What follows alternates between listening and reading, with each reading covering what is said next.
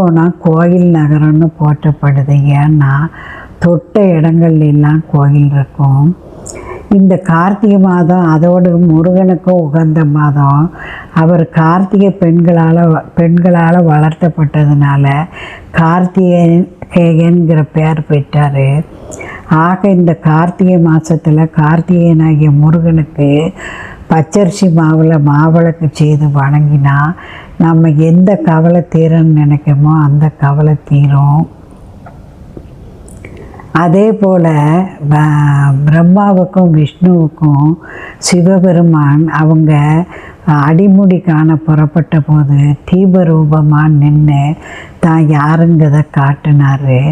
அதனால் இந்த அண்ணாமலை தீபம் இன்றைக்கும் அந்த நினைவாக கொண்டாடப்படுது.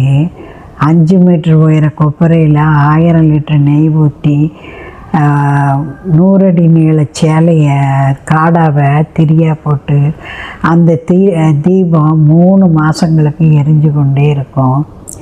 இது இறைவன் இன்றைக்கும் இருக்காங்கிறத காட்டுறது. இதுபோல் இந்த தீப ஒளியை நம்ம செலிப்ரேட் பண்ணும் விதமாக தான் சொக்கப்பனைன்னு சொல்லி கோயில்களில் சொக்கப்பனை அமைக்கப்பட்டு எரிக்கப்படுது. இந்த சொக்கப்பனைக்கு அந்த கோயில் அர்ச்சகர்கள் தீ மூட்டுவாங்க.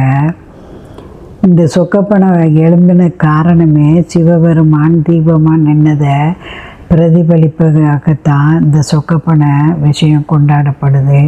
திருக்கார்த்திகை அன்னைக்கு பாருங்கள், ஒவ்வொரு கோயில்கள்லேயும் சொக்கப்பனை கொளுத்துவாங்க.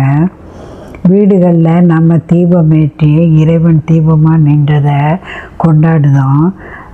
எத்தனை தான் கோயிலில் வீடுகளில் நீங்கள் விளக்கேற்றினாலும் கோயிலுக்கு 5-10 தீபங்களை கொண்டு 5, 7, 9, 11, 13ங்கிற விதத்தில் தீபங்களை கொண்டு கோயில்களில் நம்ம வச்சா அது மிகவும் நல்லது.